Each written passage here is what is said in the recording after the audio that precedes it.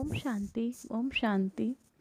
1970 की अव्यक्त मुरली की श्रृंखला में ये मुरली है 26/1/1970, 26 जनवरी 1970। इस मुरली का शीर्षक है याद के यात्रा की संपूर्ण स्टेज। बाबा इसमें बता रहे हैं कि याद की यात्रा की संपूर्ण स्टेज क्या है। आज बाप दादा बच्चों से पूछते हैं, बाप दादा कहते हैं बाप दादा भी यहाँ बैठे हैं और आप भी बैठे हो, लेकिन बाप दादा और आप में क्या अंतर है। आज बाबा बच्चों से पूछ रहे हैं बाप दादा और आप में क्या अंतर है। पहले भी साकार रूप में यहाँ बैठते थे, लेकिन अब बैठते हो तो क्या फील होता है। जैसे साकार रूप में बाप के लिए समझते थे कि लोन ले आए हैं, उसी समय अनुभव भी अभी होता है, अभी आते हैं मेहमान बनकर। यूँ तो आप सभी भी अपने को मेहमान समझते हो। बाबा बच्चों से कहते हैं आप सभी भी अपने को मेहमान समझते हो, लेकिन आपके और बाप के समझने में फ़र्क है। मेहमान उसको कहा जाता है, मेहमान अब बाबा यहाँ पे स्पष्ट है, मेहमान किसका, जो आता है और जाता है। अभी आते हैं फिर जाने के लिए। वह था बुद्धि योग का अनुभव, ये है प्रैक्टिकल अनुभव। दूसरे शरीर में प्रवेश हो कैसे कर्तव्य करना होता, ये अनुभव बाप के समान करना है। दिन प्रतिदिन तुम बच्चों की बहुत कुछ समान स्थिति होती जाएगी। आप लोग भी ऐसे अनुभव करेंगे सचमुच जैसे लोन लिया हुआ हो। दावा कहते हैं दिन पर दिन तुम बच्चों की बहुत कुछ समान स्थिति हो जाएगी। आप लोग भी ऐसे अनुभव करेंगे सचमुच जैसे लोन लिया हुआ है, कर्तव्य के लिए मेहमान हैं। जब तक अपने को मेहमान नहीं समझते हो तब तक न्यारी अवस्था नहीं हो सकती है। जो ज़्यादा न्यारी अवस्था में रहते हैं उनकी स्थिति में विशेषता क्या होती है। बाबा कहते हैं जो ज़्यादा न्यारी अवस्था में रहते हैं उनकी स्थिति में विशेषता क्या होती है। उनकी बोली से, उनके चलन से उपराम स्थिति का औरों का अनुभव होगा। जितनी ऊपर स्थिति जाएगी उतना उपराम होते जाएंगे। शरीर में होते हुए भी सुप्राम अवस्था तक पहुंचना है। बिल्कुल देह और देही अलग महसूस करो। बाबा कहते हैं जितना शरीर में रहते हुए भी उपराम अवस्था तक पहुंचना है, बिल्कुल देह और देही अलग महसूस हो। उसको कहा जाता है याद के यात्रा की संपूर्ण स्टेज बा योग की प्रैक्टिकल बुद्धि। जितनी ऊपर स्थिति होती जाएगी उतना उपराम होते जाएंगे। बाबा कहते हैं जितनी ऊपर स्थिति हो जाएगी उतना उपराम होते जाएंगे। जैसे शरीर में होते हुए इस उपराम अवस्था तक पहुंचना है। बिल्कुल देह को देखो, बॉडी को और देही को अलग समझना, देह को, शरीर को और आत्मा को अलग समझना है।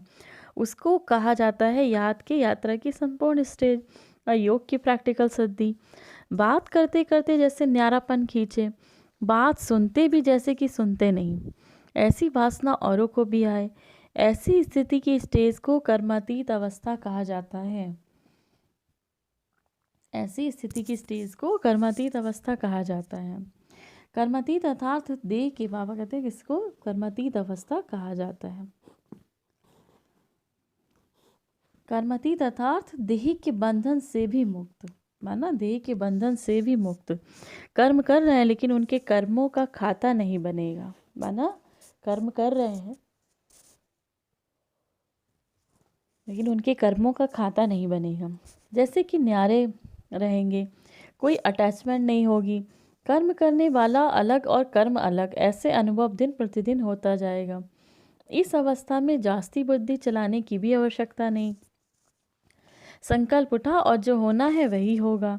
ऐसी स्थिति में सभी को आना होगा। मूल वतन जाने के पहले बाया सूक्ष्म वतन जाएंगे। माना तो हम बच्चे, बाबा कहते हैं जब परम धाम जाने से पहले कैसे जाएंगे हम लोग, बाया सूक्ष्म वतन जाएंगे हम।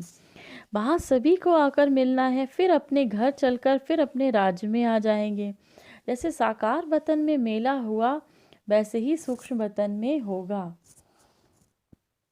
जैसे साकार वतन में बाबा कहते हैं मेला होता है, मेला माना जैसे साकार में बाबा बच्चों से मिलते थे, बाप दादा का मिलन होता था, वैसे ही सूक्ष्म वतन में भी मेला होगा और बाबा से हम सब बच्चे मिलेंगे। मैं फरिश्तों का मेला नज़दीक है। कहानियाँ बताते हैं ना, फरिश्ते आपस में मिलते थे, रूह रूहों से बात करते थे, वही अनुभव करेंगे। तो जो कहानियाँ गाई हुई हैं उसका प्रैक्टिकल में अनुभव होगा। उसी मेले के दिनों का इंतज़ार है। अभी सर्विस के निमित्त हैं, सभी कुछ भूले हुए बैठे हैं। उस अव्यक्त स्थिति में मन और तन व्यक्त देश में है। ऐसा अनुभव होता है? बाबा बच्चों से पूछते हैं, उस अव्यक्त स्थिति में मन और तन व्यक्त देश में है, ऐसा अनुभव होता है? अच्छा, अपने को कहाँ के निवासी समझते हो? बाबा बच्चों से पूछ रहे हैं, अपने को कहाँ के निवासी समझते हो? परम धाम के निवासी समझते हो? ये कितना समय याद रहती है? बाबा बच्चों से पूछ रहे हैं, परम धाम के निवासी रह समझते हो, कितना समय याद रहती है? ये एक की बात याद रहे कि हम परम धाम निवासी आत्मा इस व्यक्त देश में ईश्वरीय कर्तव्य करने के निमित्त आए हुए हैं। बाबा ने कहा अपने आप को एक बात याद रखनी है। बाबा बच्चों से कहते हैं एक बात याद रखनी है अपने को कि हम परम धाम निवासी इस व्यक्त देश में ईश्वरीय कर्तव्य करने के लिए निमित्त आए हुए हैं। मधुबन में आकर के विशेष कौन सा गुण लिया है? बाबा के सामने जो बच्चे उस टाइम पे मधुबन गए थे, बाबा उनसे पूछते हैं, या अभी भी जो बच्चे जाते हैं, अपने आप से क्वेश्चन करना है कि मधुबन में आके कौन सा गुण लिया है? मधुबन का विशेष गुण है मधुरता, अर्थात मधु अर्थात मधुरता।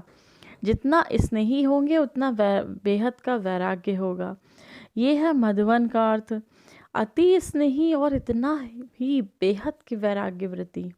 अगर मधुबन के विशेष गुण जीवन में धारण करके जाएं तो सहज ही संपूर्ण बन सकते हैं। फिर जो रूहानी टीचर्स बनना चाहिए, तुम नंबर 1 की टीचर बन सकते हो। बाबा कहते हैं कि अपने अगर मधुबन के विशेष गुण जीवन में धारण करके जाएं, माना मधुरता अपने जीवन में धारण करके जाएं, तो सहज ही संपूर्ण बन सकते हैं। फिर जो रूहानी टीचर्स बनना चाहिए तो नंबर 1 के टीचर्स बन सकते हो, क्योंकि जैसे अपनी धारणा होगी वैसे औरों को भी अनुभव में ला सकेंगे।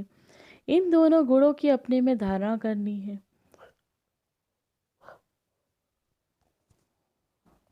बाबा कहते हैं इन दोनों गुणों की अपने में धारणा करनी है। मधुबन की लकीर से बाहर निकलने से के पहले अपने में पूरी रीति ये भरकर जाना है। एक, बाबा कहते हैं मधुबन की लकीर से जब मधुबन से जाना वापस, तो अपने में क्या भर के जाना? एक स्नेह से, दूसरा बेहद की वैराग की वृत्ति से कोई परिस्थितियों को सहज सामना कर लेंगे। सफलता के सितारे बनने के लिए 2 गुण मुख्य मधुबन की सौगात ले जाना। जैसे कहाँ भी जाना होता है तो वहाँ जाते पूछते हैं ना, यहाँ की विशेष चीज़ क्या है? वहाँ कहते कहीं जाते हैं बच्चे तो वहाँ से पूछते हैं ना, यहाँ की विशेष चीज़ क्या है, ऐसा क्या मिलता है यहाँ? तो जो प्रसिद्ध विशेष चीज़ होती है वह ज़रूर साथ ले जाते हैं। तो यहाँ मधुबन में 2 विशेष गुण अपने साथ ले जाना। जैसे स्थूल मधु ले जाते हो ना, मधु मानो शहद ले जाते हो, वैसे ही सूक्ष्म मधुरता की मधु ले जाना। सूक्ष्म मधुरता की मधु ले जाना माना मधुरता ले जाना। फिर सफलता ही सफलता है, असफलता आपके जीवन से मिट जाएगी। सफलता का सितारा अपने मस्तक में चमकते हुए देखेंगे। तुम सफलता के सितारे हो व पुरुषार्थ के सितारे हो, क्या समझते हो? सफलता के सितारे हो, जैसे लक्ष्य होता है वैसे ही लक्षण होता है। जैसे लक्ष्य होता है वैसे ही लक्षण होता है। अगर अब तक यही सोचते रहेंगे कि हम पुरुषार्थी हैं, तो ऐसा समझने से कई छोटी छोटी गलतियां अपने को माफ़ कर देते हो। समझते हो हम तो पुरुषार्थी हैं, इसीलिए अब बाबा कहते हैं अपने आप को समझते हो पुरुषार्थी, इसीलिए आप पुरुषार्थी नहीं लेकिन सफलता का स्वरूप बनना है। कहाँ तक पुरुषार्थ में रहेंगे? सफलता का स्वरूप बनना है। कहाँ तक पुरुषार्थ में रहेंगे? जब स्वयं सफलता स्वरूप बनेंगे तब दूसरी आत्माओं को भी सफलता का तब दूसरी आत्माओं को भी सफलता का मार्ग बता सकेंगे। अगर खुद ही अंत तक पुरुषार्थी चलते रहेंगे तो संगम के प्रारब्ध का अनुभव कब करेंगे?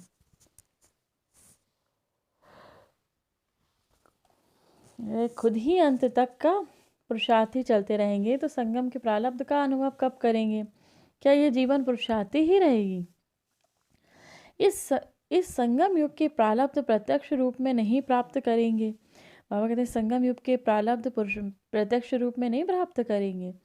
संगम के पुरुषार्थ का फल क्या है? बाबा कहते हैं संगम के पुरुषार्थ का फल क्या है?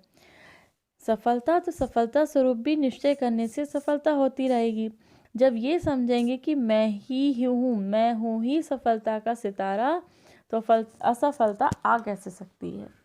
बाबा ने कहा जब अपने आप को याद दिलाओगे मैं कौन हूँ, मैं हूँ ही सफलता का सितारा, तो असफलता कैसे आ सकती है। सर्वशक्तिमान की संतान कोई कार्य में असफल नहीं हो सकती। अपने मस्तक में विजय का सितारा देखते हो या देखेंगे? विजय तो निश्चित ही है। विजय अर्थात सफलता। अभी समय बदल रहा है, जब समय बदल गया तो अपने पुरुषार्थ को भी बदलेंगे, है ना। बाबा कहते हैं जब अभी तो समय बदल रहा है, जब समय बदल गया तो अपने पुरुषार्थ को भी बदलेंगे ना। अब बाप ने सफलता का रूप दिखला दिया तो बच्चे भी रूप में व्यक्त देह में होते सफलता का रूप नहीं दिखाएंगे। अपने को सदैव सफलता का मूर्त ही समझो। निश्चय को विजय कहा जाता है। जैसा विश्वास रखा जाता है वैसा ही कर्म होता है। निश्चय में कमी होगी तो कर्म में भी कमी हो जाएगी। स्मृति शक्तिमान है तो स्थिति और कर्म भी शक्तिवान होंगे। इसीलिए कभी भी अपनी स्मृति को कमज़ोर नहीं रखना है। शक्ति दल व पांडव कब असफल हो सकते हैं क्या? अपनी कल्प पहले वाली बात याद है कि पांडव ने क्या किया था? बाबा कहते हैं अपनी कल्प पहले वाली बात याद है, पांडवों ने क्या किया था? विजयी बने थे। तो अब अपने को स्मृति को श्रेष्ठ बनाओ।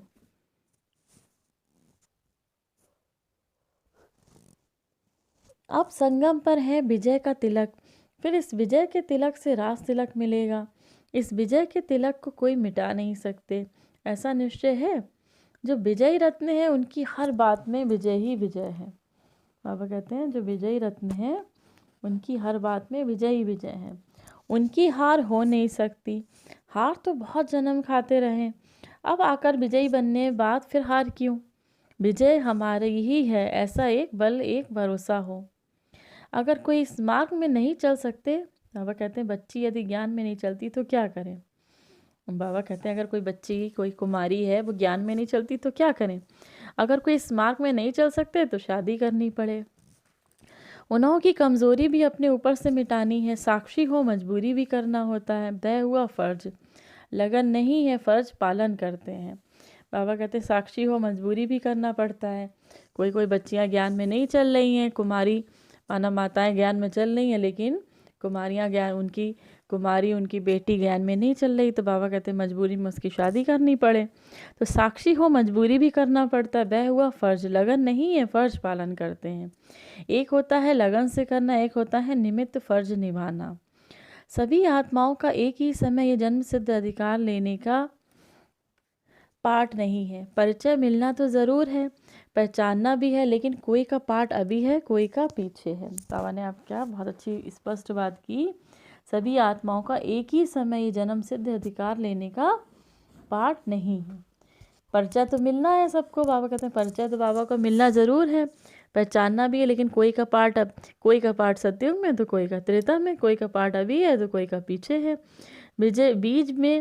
बीजों में कोई झट फल देता है, कोई देरी से फल देता है। वैसे ही यहाँ भी हर एक को अपने समय पर पाठ है। फर्ज समझ लेंगे तो माया मर्ज नहीं लगेगा, नहीं तो वायुमंडल का असर लग सकता है। इसीलिए फर्ज समझकर करना है। फर्ज और मर्ज में सिर्फ एक बिंदी का फ़र्क है, लेकिन बिंदी रूप ना होने के कारण फर्ज भी मर्ज हो जाता है। जो मददगार हैं उन्हों को मदद सदैव मिलती है। बाप की मदद हर कार्य में कैसे मिलती है ये अनुभव होता है? अब बाबा बच्चों से पूछते हैं बाप की मदद हर कार्य में कैसे मिलती है, अनुभव होता है? एक दो के विशेष गुण देख एक दो को आगे रखना है। किसको आगे रखना है? ये भी अपने को आगे बढ़ाना है।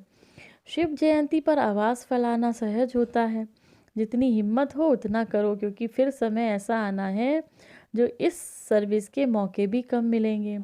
इसीलिए जितना कर सकते हो उतना करो। भूलें क्यों होती हैं?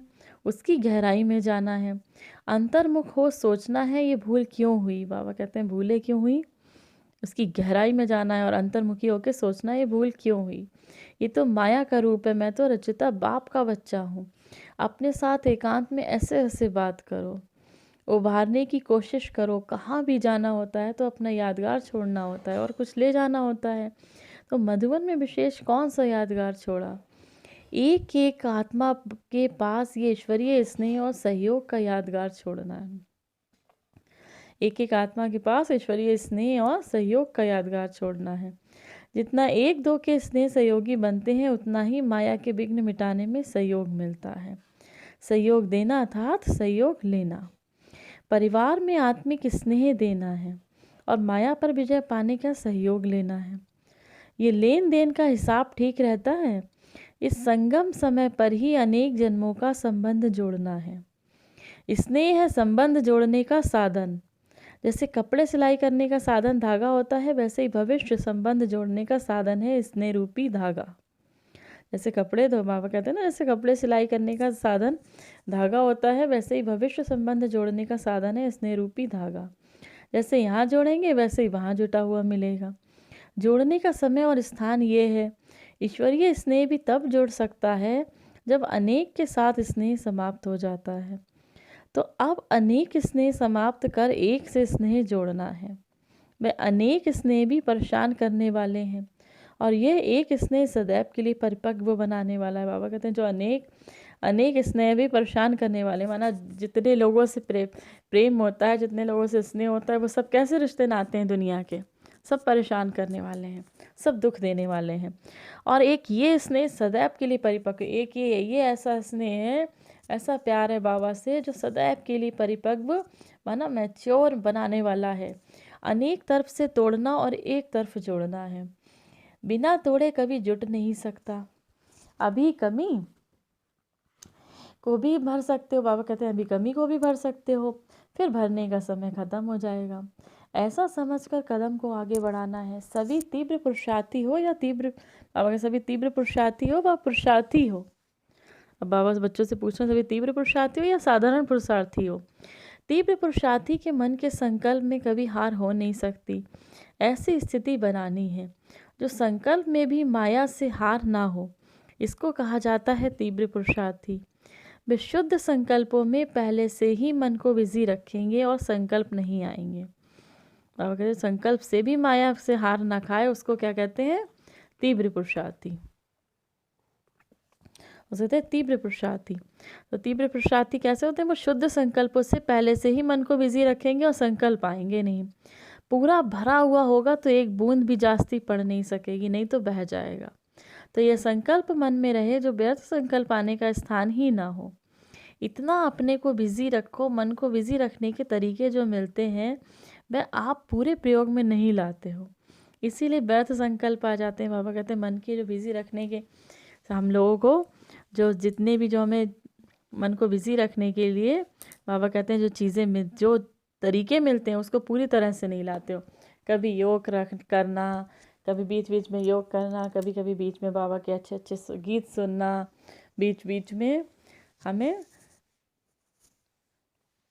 मुरली पढ़ना, बार बार मुरली का मनन चिंतन करना, फिर कोई क्लास सुनना अच्छी, फिर बाबा को याद करना, फिर योग लगाना। बीच बीच में ऐसा अपने मन को इतना बिजी रखना कि टाइम ही ना मिले। इतना बड़ा होमवर्क दे देना कि टाइम ही ना मिले व्यर्थ संकल्प का। तो बाबा कहते हैं तरीके नहीं आते मन को बिजी रखने के, वह आप पूरे प्रयोग में नहीं लाते, इसीलिए व्यर्थ संकल्प आ जाते हैं।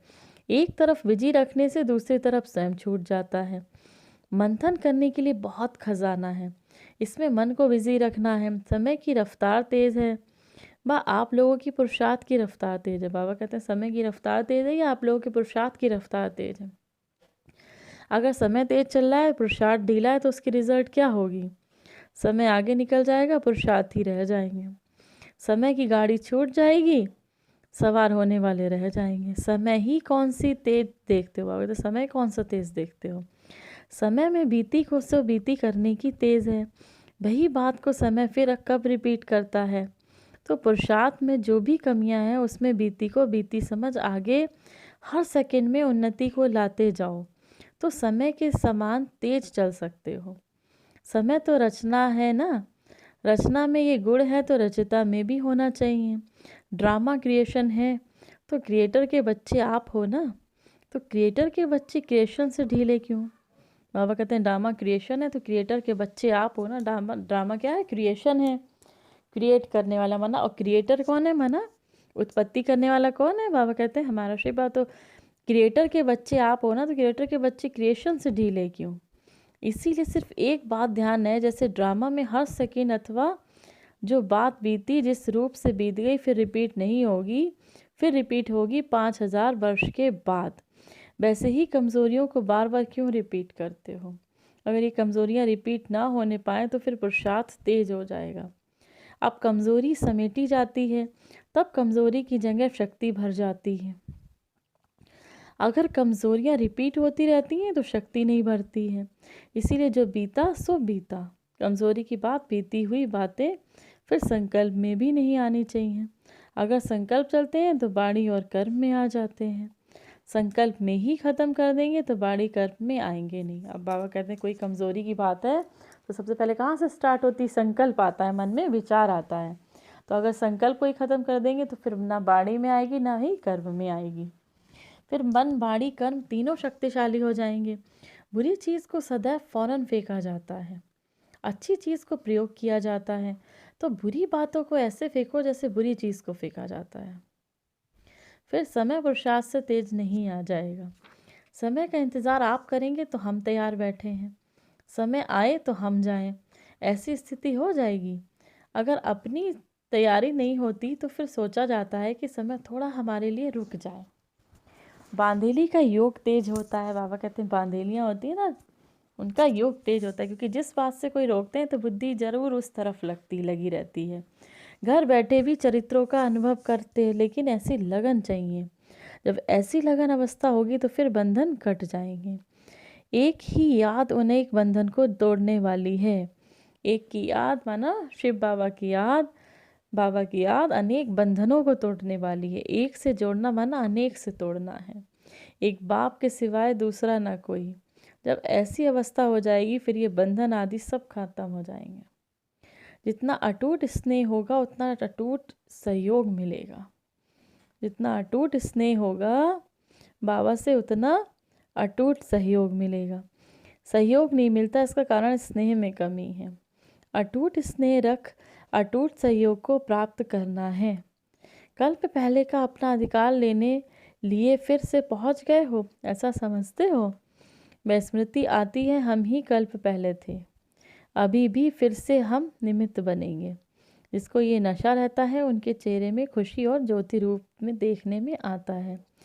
उनके चेहरे में अलौकिक अव्यक्त चमक रहती है। उनके नैनों से मुख सदैव खुशी ही खुशी देखेंगे। देखने वाला भी अपना दुख भूल जाए। जब कोई दुखी आत्मा होती है तो अपने कोई खुशी लाने के लिए खुशी के साधन बनाती है ना। तो दर्पण में चेहरा देखने में आए। तुम्हारे चेहरे से सर्विस हो, ना बोलते हुए भी आपका मुख सर्विस करे। आजकल दुनिया में अपना चेहरे को ही श्रृंगारते हैं ना, तो आप सभी आत्माओं का भी ऐसा श्रृंगारा हुआ मुख देखने में आए। सर्वशक्तिमान बाप के बच्चे हैं, फिर शक्ति ना है ये कैसे हो सकता है?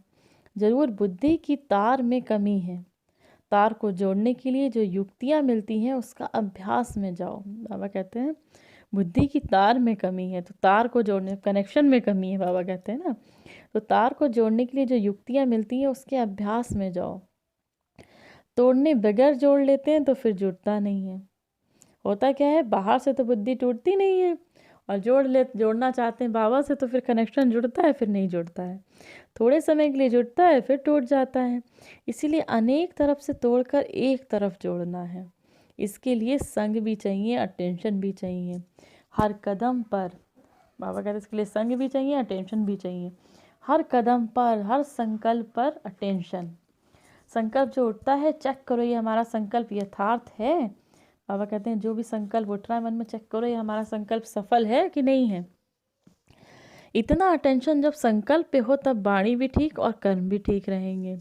संकल्प और समय दोनों ही संगम युग के विशेष खजाने हैं, जिससे बहुत कमाई कर सकते हो। जैसे स्थूल धन को सोच समझकर प्रयोग करते हैं, एक पैसा भी व्यर्थ ना जाए, वैसे ही संगम का समय और संकल्प व्यर्थ ना जाए। अगर संकल्प पावरफुल हैं तो अपने ही संकल्प के आधार पर अपने लिए सतयुग सृष्टि लाएंगे। अपने ही संकल्प कमज़ोर हैं तो अपने लिए त्रेता युग सृष्टि लाएंगे। बाबा ने कहा अपने संकल्प अगर पावरफुल हैं तो अपने लिए क्या लाएंगे, सतयुग की सृष्टि लाएंगे। और अगर अपने संकल्प कमज़ोर हैं तो अपने लिए त्रेता युग की सृष्टि लाते हैं।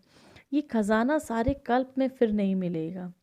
तो जो मुश्किल से एक ही समय पर मिलने वाली चीज़ है उसका कितना मूल्य रखना चाहिए। अभी जो बना सो बना, फिर बने हुए को देखना पड़ेगा। बना नहीं सकेंगे, अभी बना सकते हो, उसका आप थोड़ा समय है। दूसरे को कहते हो बहुत थोड़ी गई, लेकिन अपने साथ लगाते हो। बाबा कहते हैं दूसरों से तो कहते हो अब बहुत कम समय बचा है, बहुत कम समय बचा है, लेकिन अपने लिए लगाते हो समय थोड़ा रहा लेकिन काम बहुत करना है। आप अपने आप से दृढ़ प्रतिज्ञा करो, आज से फिर ये बातें कभी नहीं रहेंगी। ये संस्कार अपने में फिर इमर्ज नहीं होने देंगे। ये व्यर्थ संकल्प कभी उत्पन्न नहीं होंगे। जब ऐसे दृढ़ प्रतिज्ञा करेंगे तभी प्रत्यक्ष फल मिलेगा। अब दिन बदलना, अब बाबा कहते हैं अब दिन बदलते हो तो खुद को भी बदलना है। अब ढीले पुरुषार्थ के दिन चले गए। कितना बाबा हर मुरली में हम लोग को कितना अटेंशन दिलाते हैं। हम बच्चे जैसे ही भूलने की कोशिश करते हैं, बाबा नेक्स्ट मुरली में हमें तुरंत फिर अटेंशन दिलाते हैं। अब ढीले पुरुषार्थ के दिन गए, अब है तीव्र पुरुषार्थ करने का समय। तीव्र पुरुषार्थ के समय अगर कोई ढीला पुरुषार्थ करे तो क्या कहेंगे। इसीलिए अब जोश में आओ, बार बार बेहोश ना हो। संजीवनी बूटी साथ में रख, सदैव होश में रहो। अरे संजीवनी बूटी माना बाबा की याद साथ में रख के सदैव जोश में रहो। बाकी हाँ करेंगे हो जाएगा, देख लेंगे, ये अक्षर अभी ना निकले, ऐसी बातें बहुत सुनी। अब बाप दादा यही सुनना चाहते हैं, हाँ बाबा करके दिखाएंगे। अपनी चलन में अलौकिकता लाओ तो चलन आकर्षण लौकिक संबंधियों आदि को भी स्वयं खींचेगी। लौकिक संबंध में बाड़ी काम नहीं करती, चलन की आकर्षण होती है। तो अब बहुत तेज चलना है। अभी ऐसा बदलाव कर दिखाओ जो सभी के आगे एग्जाम्पल बनो। अब 1 सेकंड भी नहीं गंवाना है, चेक आप कर सकते हो। समय बहुत थोड़ा रह गया। समय भी इस बेहद की वैराग्य वृत्ति को उत्पन्न करता है, लेकिन समय के पहले जो अपने मेहनत करेंगे तो उनको फल ज़्यादा मिलेगा। जो खुद नहीं कर सकेंगे उन्हों के लिए समय हेल्प करेगा, लेकिन वह समय की बलिहारी होगी, अपनी नहीं। कहते हैं लेकिन वह समय की बलिहारी होगी, अपनी नहीं। कितनी बार बाप दादा से मिले हुए हो, ये स्मृति है कि अनेक बार ये जन्म सिद्ध अधिकार मिला है। कितना बड़ा अधिकार है जो कई प्रयत्नों से भी नहीं प्राप्त हो सकता। ये सहज ही प्राप्त हो रहा है, ऐसे अनुभव किया है। समय बाकी कितना है और पुरुषार्थ क्या क्या है, दोनों की परख है। समय कम है और पुरुषार्थ बहुत करना है। जब कोई स्टूडेंट लास्ट टाइम पर आकर दाखिल होते हैं तो वह थोड़े समय में कितनी मेहनत करते हैं। जितना समय तेज जा रहा है इतना तेज पुरुषार्थ है। कब शब्द निकाल ही देना चाहिए। जो तीव्र पुरुषार्थी होते हैं वे कब शब्द नहीं बोलते, अब बोलेंगे, अब से करेंगे। इस संगम का समय 1 सेकंड भी कितना मूल्यवान है। 1 सेकंड भी व्यर्थ गया तो कितनी कमाई व्यर्थ हो जाएगी। पूरे कल्प की तकदीर बनाने का ये थोड़ा समय है। 1 सेकंड पद्मों की कमाई करने वाला भी है और 1 सेकंड पद्मों की कमाई गवाता भी है। ऐसे समय को परख करके फिर पाँव तेज पर आसारो। समस्याएं तो बनती रहेंगी। स्थिति जितनी पावरफुल हो, परिस्थितियां स्थिति से बदल जाएं। परिस्थिति के आधार पर स्थिति ना हो। जितनी परिस्थिति को बदल सकते हैं, क्योंकि सर्वशक्तिमान के संतान हो, तो क्या ईश्वरीय शक्ति परिस्थिति को नहीं बदल सकती। रचिता के बच्चे रचना को नहीं बदल सकते। रचना पावरफुल होती है वह रचिता। रचिता के बच्चे रचना के अधीन कैसे होंगे। अधिकार रखना है ना कि अधीन होना है। बाबा कहते हैं अधिकार रखना है ना कि अधीन होना है। जितना बाबा से अधिकार रखोगे उतनी परिस्थितियां भी बदल जाएंगी। अगर उनके पीछे पड़ते रहेंगे और ही सामना करेंगी। परिस्थितियों के पीछे पड़ना ऐसे है जैसे कोई अपनी परछाई को पकड़ने से वह हाथ आती है और ही आगे बढ़ती है, उसको छोड़ दो। वायुमंडल को बदलना ये तो बहुत सहज है। इतनी छोटी सी अगरबत्ती खुशबू भी चीज़ के वायुमंडल को बदल सकती है, तो ज्ञान की शक्ति से वायुमंडल को क्यों नहीं बदल सकते। बाबा कहते हैं एक छोटी सी अगरबत्ती होती है ना, वायुमंडल को बदल देती है। कहीं पे बदबू आ रही है, एक छोटी सी अगरबत्ती जला दो, पूरा वायुमंडल चेंज हो जाता है। तो ज्ञान, बाबा कहते हैं ज्ञान की शक्ति से वायुमंडल को क्यों नहीं बदल सकते हो। ये ध्यान रखना है। वायुमंडल को सदैव शुद्ध रखना है। लोग क्या भी बोलें, जिस बात में अपनी लगन नहीं होती वह बात सुनते हुए भी जैसे नहीं सुनते।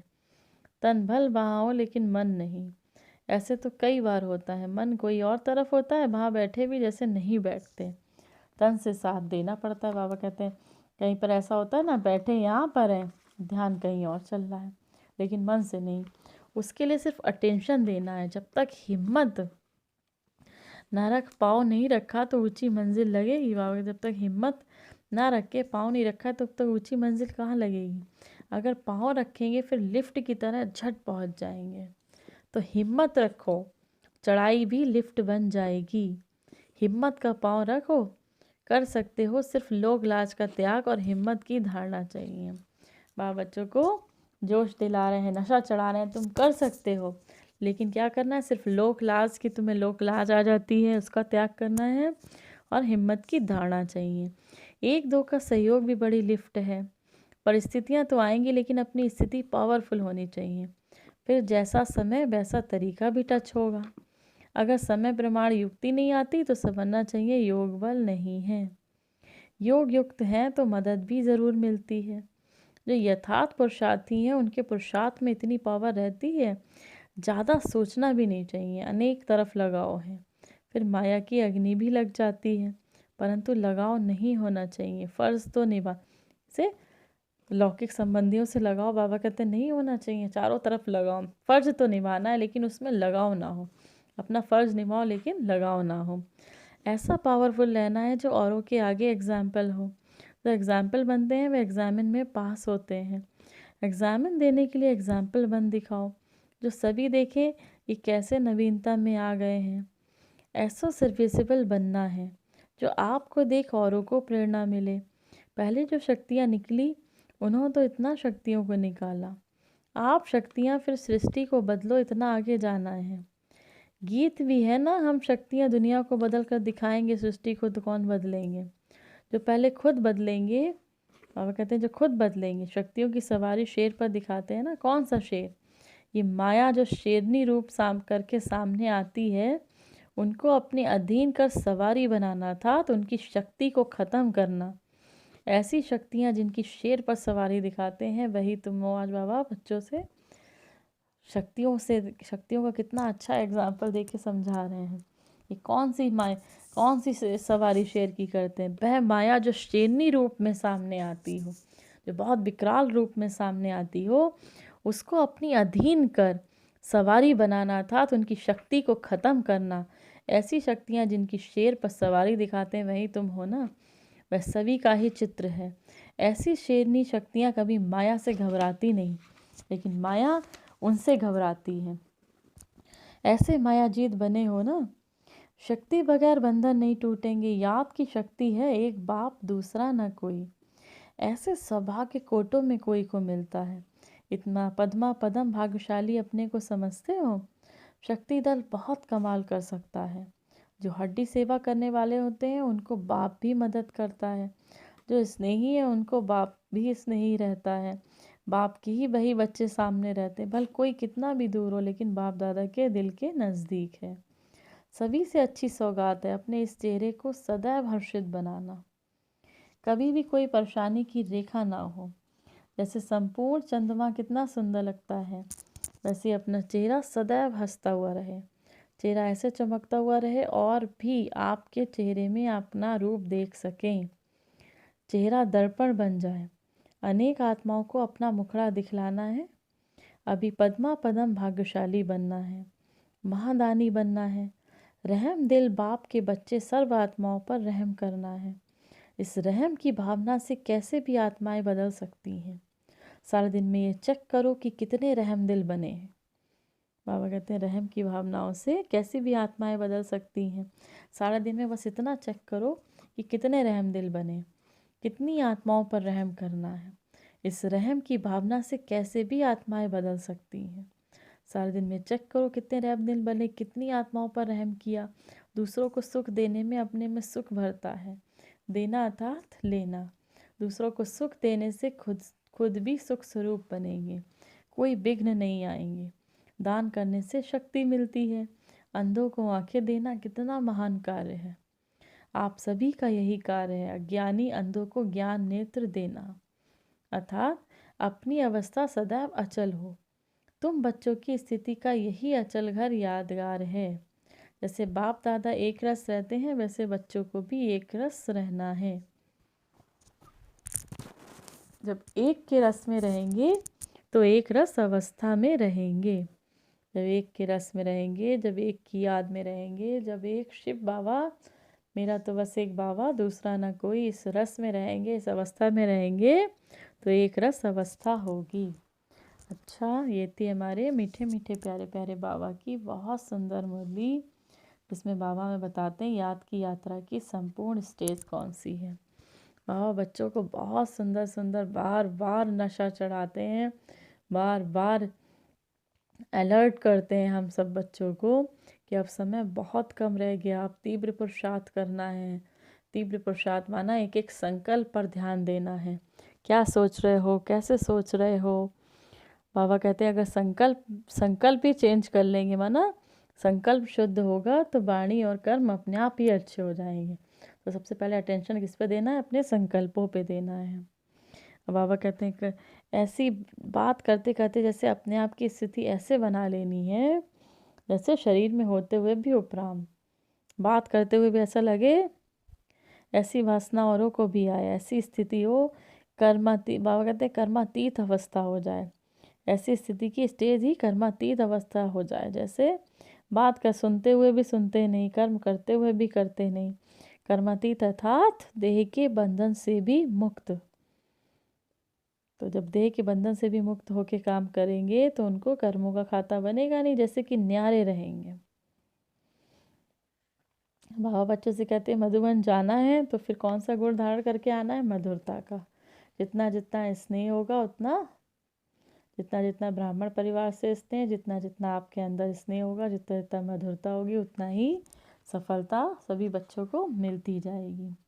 विजय ही विजय है। बाबा कहते हैं अपने आप को ध्यान दिलाओ, मैं ही हूँ सफलता का सितारा, तो असफलता आपके पास ही नहीं आ सकेगी। मैं ही हूँ, मैं कौन हूँ, मैं हूँ सफलता का सितारा, तो असफलता आपके पास नहीं आ सकेगी। बाबा बहुत अच्छी बात लास्ट में बच्चों को समझा रहे हैं कि जैसे शक्तियों की सवारी शेर दिखाते हैं ना, तो कौन सा शेर, शेर माना माया रूपी जो शेरनी होती है उसका सामना करने आती है, तो अपने अधीन बनाना, उसकी शक्ति को ख़त्म करना। अधीन बनाना माना उसकी शक्ति को ख़त्म करना। ऐसी शक्तियाँ जिनकी शेर पर सवारी दिखाते हैं, ऐसी शक्तियाँ होती हैं जिन पे देव शेर पर सवारी दिखाते हैं। बाबा बच्चों से कहते हैं अपने आप को बहुत भाग्यशाली समझते हो, अपने आप को कितना पद्मा पदम भाग्यशाली बनना है, महादानी बनना है, रहम दिल बनना है। जैसे बाबा एक रस रहते हैं वैसे अपने आप को भी एक रस बनाना है। ये थे हमारे प्यारे प्यारे मीठे मीठे बाबा की 26 जनवरी 1970 की मुरली। आप सभी बाबा के बच्चों को बाप दादा की तरफ से याद प्यार और नमस्ते। हमारे मीठे मीठे प्यारे प्यारे बाप दादा को हम सभी ब्राह्मण आत्माओं की तरफ से याद प्यार और नमस्ते। ओम शांति, ओम शांति, ओम।